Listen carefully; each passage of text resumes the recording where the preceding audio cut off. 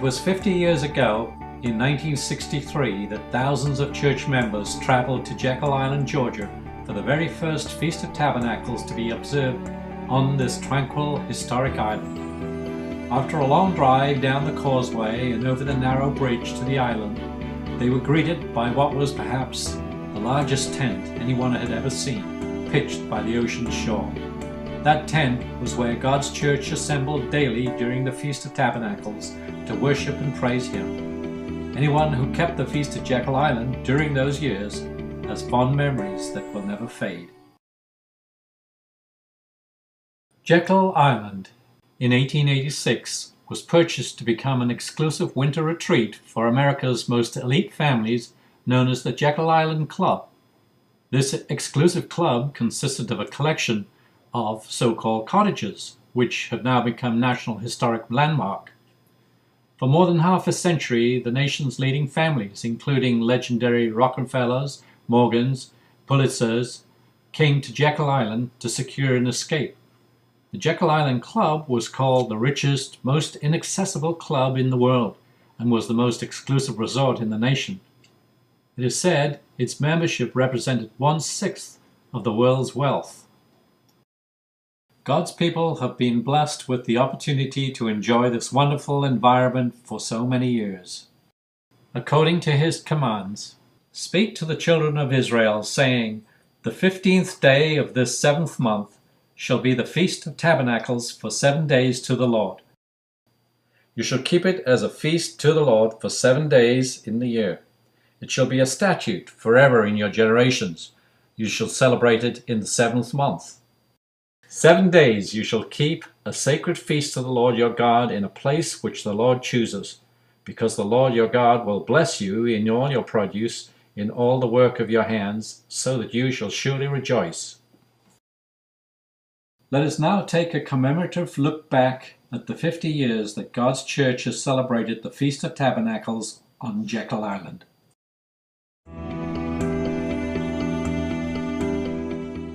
In 1963, Jekyll Island became the third U.S. festival site, which relieved some of the overcrowding of the facilities at Big Sandy. It was the first East Coast feast site, enabling many brethren who were previously unable to attend from the East Coast due to the long journey. 4,789 brethren attended the feast that first year and were seated in the big tent. My first trip to Jekyll Island was in the spring of 1963. I was working in Pasadena, living in Pasadena, and I was sent out to Birmingham, Alabama for Passover and unleavened bread. 2 years before, I'd been sent up to Sacramento, California, and as I was leaving, I was told, "Look and see if you can find a feast site." Since I've been successful one time. So we came to Jekyll Island. Actually, we were in Birmingham, and we'd had, I think it was a 7-day spring feast. And we were talking with some of the people around there, and they asked me what I was going to be doing. And I said, "Well, I'm supposed to find a convention site." And the cook said, "Well, I know a place you ought to go." He says, "You ought to go over to Jekyll Island. I was cooking over there." And he says, "It's a beautiful place." So my wife and I came over here to Jekyll Island and went back and reported to Pasadena that we thought this was a good place. So we came back and made the arrangements, and I was sent here that fall to organize the feast for 1963 and for 1964. In the 60s, as brethren traveled to the feast in Jekyll Island, they often would drive in caravans of 2 to 8 vehicles that were crammed full of stuff. Brethren would see cars here and there with the diamond FT sticker on the rear bumper. In future years, the church adopted the little green rectangles. The closer one got to the feast, the more cars you would see with the feast sticker, and the more that the excitement grew. It was like an old family reunion. When you saw a car with a feast sticker, you knew that it would be okay if you had a flat tire or a breakdown on the road, because someone else with a feast sticker would stop to help you out. And people came from all over to worship God at His Feast of Tabernacles. His people literally took over the Jekyll Island area. As one long-time member said, once we got onto Jekyll Island, or St. Simon's Island, it seemed like everyone was in the church. People from all over the country, and some from Canada, were all talking about the same things, how they had come to hear of God's truth.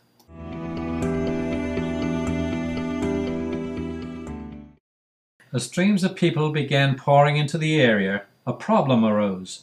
Hundreds had failed to request reservations for camping. The limited facilities at Cherokee Campground were soon filled to capacity. However, the years of experience in camping during the feast in Big Sandy began to pay off. As people were directed in how and where to set up their tents, they took every advantage of the remaining space. By the time everyone had arrived, nearly 1,600 of God's people had settled themselves into an area normally laid out for a third of that number. I began attending church in November, right after President Kennedy was shot, and passed the big tent, so I went in and asked where the campground was. They told me it was the north end of the island. We went up there, and we went and pitched our tent and registered. They had a little small booth as you entered there where you could register. Then while we were there, there's more people came than they expected. So some men got together with axes and bushes, took some bushes out and made some more campsites. So during the week of the feast, there was several men on a rotating basis would go out and do patrol duty at night. They didn't want it. There's enough men that you didn't have to do it every night, just maybe 2 or 3 times during the feast. So that, and came along pretty good, and we found it as a great experience there. So that was my first experience at the feast. Of course, not everybody camped. Dozens of other families filled the island hotels. The Wanderer, now called the Oceanside Inn, the Buccaneer and Holiday Inn, just to mention a few. As they filled, the brethren stayed elsewhere off the island at neighboring Brunswick and St. Simon's Island.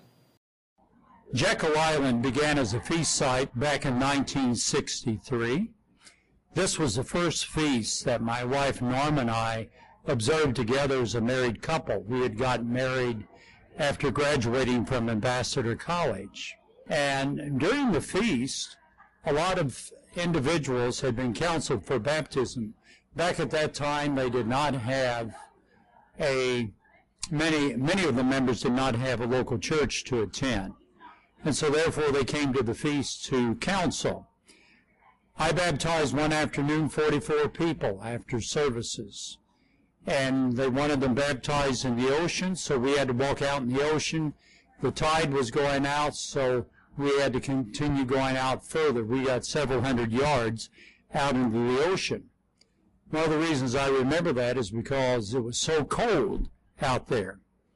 So they had to wade all the way out and come back, and they came back to our motel room, and ministers laid hands on them, and they received the Holy Spirit.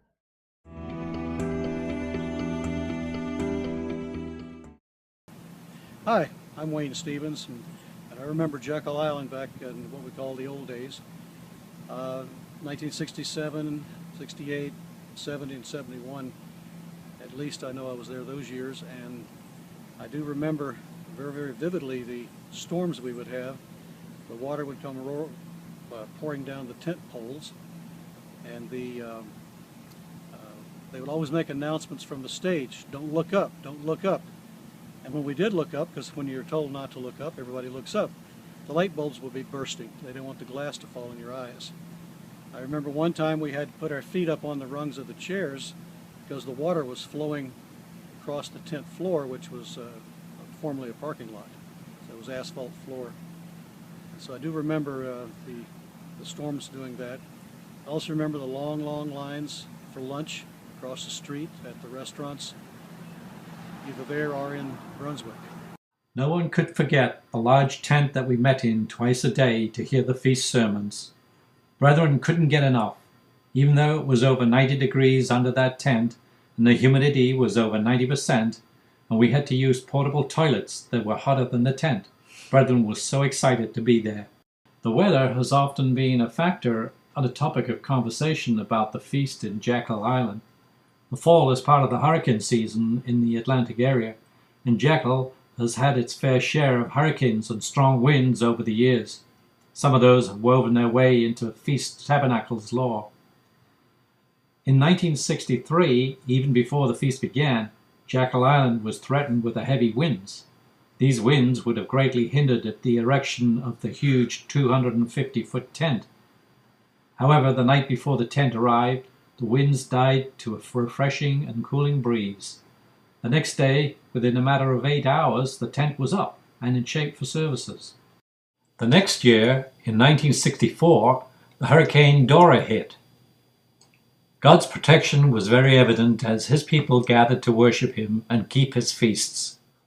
They call her Dora, but she's no lady. The fourth major hurricane of the season, Dora, slams at Jacksonville Beach and points north and south along the Florida-Georgia coastline. Winds of 100 miles an hour and upwards piled mountainous seas across the beaches. At one point, the storm covered an area greater than the New England states. The calm eye of the storm took 2 hours to pass over St. Augustine, as more than 30,000 people took refuge in schools and hospitals along the coast. In St. Augustine, much of the beach was lost to erosion. One 60-foot section of the seashore just disappeared. In Savannah Beach, Georgia, the polling lists were moved 15 miles inland so people could ballot. If you had to put it to a vote, Dora was the most unpopular girl in town. The hurricanes. By far, the worst year for the hurricanes at the Feast of Tabernacles on Jekyll Island would have been 1964. That was the year that just 2 weeks before the feast was to start, Hurricane Dora made landfall in Jacksonville, Florida, just a little bit south of Jekyll Island, with winds well in excess of 100 miles an hour. This is the storm you would have heard stories about that ripped the roofs off of hotels, downed power lines, uprooted trees, really making a complete mess of the island. While they were in the throes of cleaning that up the best they could in 2 weeks, just 2 days before the feast started, Hurricane Gladys approaches. She doesn't make landfall, but she's certainly large enough, powerful enough, that she makes her presence felt. She unleashes another torrent of heavy rains, high winds, and just makes a horrible situation desperate at this point. At this point in time, the island probably resembled more of a drowned rat than anything else. This was the storm that finally prompted the island officials to ask Mr. McCullough to call Pasadena and get them to cancel the feast.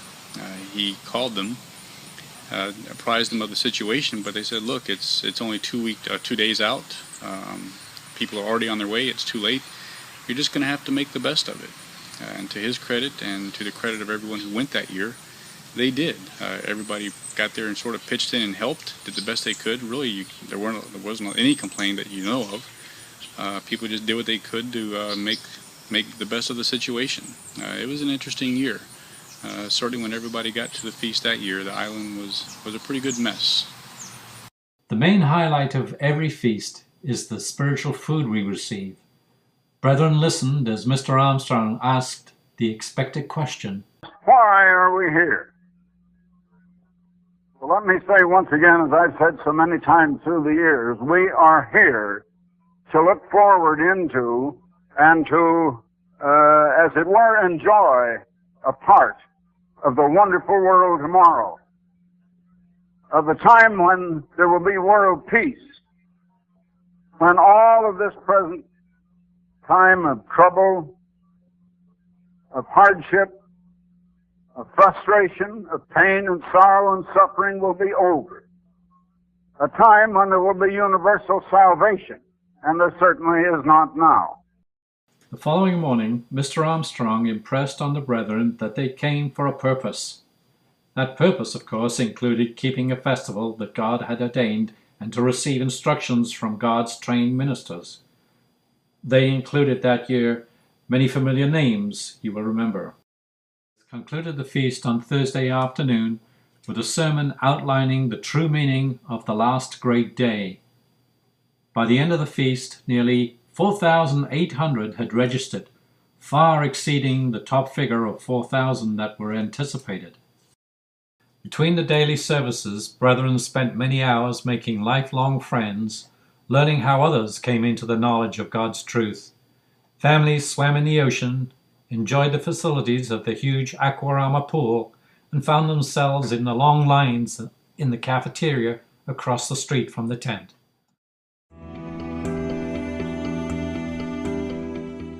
God's church continued to hold the annual feast at Jekyll Island, and in 1970, 7,600 brethren met for the 7th consecutive year and were still meeting in the huge tent. There was no hurricane watch that year. In 1975, Jekyll was one of the 50 feast sites held around the world, with a total attendance of nearly 80,000 worldwide. In 1977, the Jekyll Island Convention Center was the site of services, and the tent became only a fond memory. Brethren continued to gather for the Feast of Tabernacles at the Convention Center, except for a couple of years.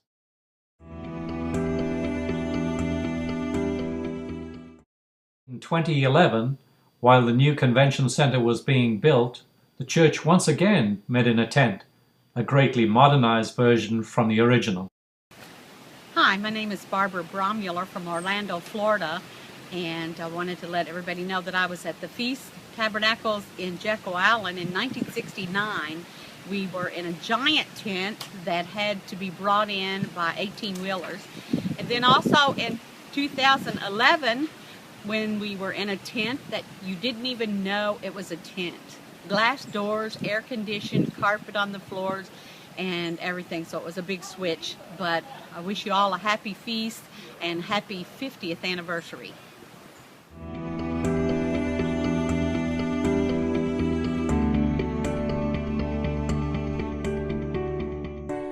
"2013 marks the 50th anniversary of the first feast held on Jekyll Island. There is a rich history and heritage here, as tens of thousands of people have traveled to Jekyll Island to celebrate God's feasts over the years. We're thankful to God for the experience of the Feast of Tabernacles each year. God has blessed us with a good foretaste of the unity, peace, accord, and great attitudes of service and joy that will mark His kingdom. Today, the Feast of Tabernacles is held in the beautiful and comfortable new Jekyll Island Convention Center. This is a far cry from the big tent of the 1960s and 70s that covered 2 acres and could seat 10,000. In the last 50 years, since 1963, many changes have occurred in the physical buildings we meet in, and even the accommodations we stay in on Jekyll Island. But there is a spiritual constant that overrides all the physical changes. The reason we gather here before God to observe His Feast of Tabernacles is the same today as it was when 4,900 first assembled here back in 1963. We are here to observe God's feast and to keep a foretaste of the millennial reign of Jesus Christ.